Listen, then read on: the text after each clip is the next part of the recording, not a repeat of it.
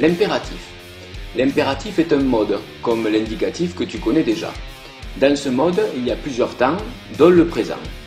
On emploie ce temps surtout pour donner des ordres, mais aussi des conseils ou encore exprimer une interdiction. Voici 3 exemples.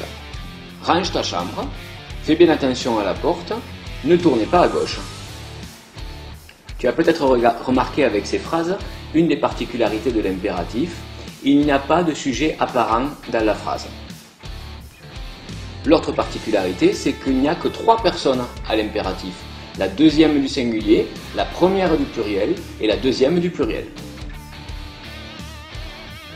Par exemple, pour le verbe prendre, il n'y a que ces 3 personnes-là. Prends le temps, prenons le temps, prenez le temps. Les terminaisons sont les suivantes. E pour les verbes du premier groupe, S ou quelquefois X pour les verbes du deuxième et troisième groupe, ONS et EZ. Exemple avec le verbe parler du premier groupe, ça va donner à l'impératif parle, E, parlons, ONS, parler, EZ. Pour finir, verbe du deuxième groupe, fini, S, finissons, ONS, finissez, EZ. Tu peux trouver aussi X comme terminaison à la deuxième personne du singulier à la place du S, mais ce sont vraiment pour très peu de verbes, c'est très rare.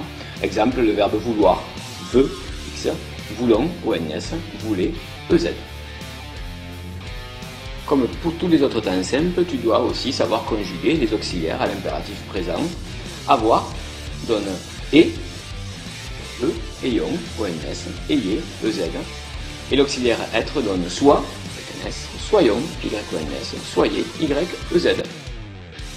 Ce sont des formes verbales un peu étranges, mais que tu trouveras souvent. Regarde ces 2 exemples. Et un peu de courage, ne sois pas peureux.